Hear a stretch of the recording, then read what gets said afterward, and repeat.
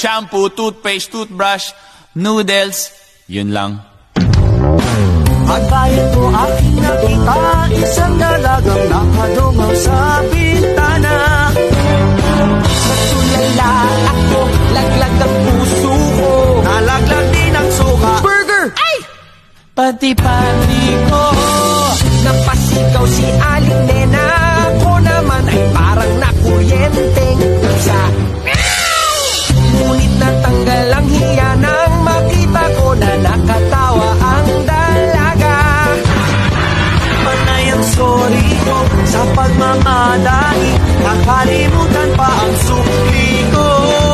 Pagdating sa bahay, nagalit si nanay, pero lang ako ay inlababo ng tunay.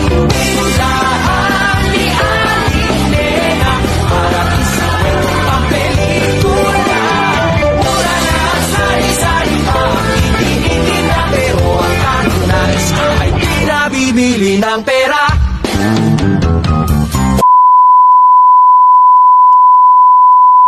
Inlababo ng tunay.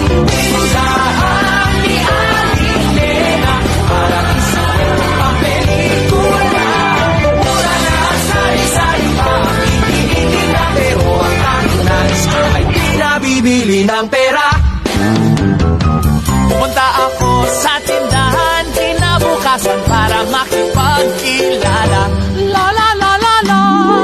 Ngunit sabi ni Aling Nena, Habang maaga, wasa-wasa na ang umasa.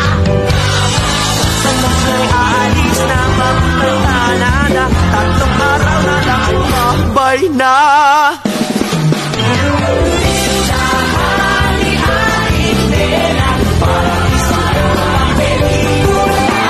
Mura na sari-sari pa, hindi na, pero ang kanunais ay di nabibili ng pera.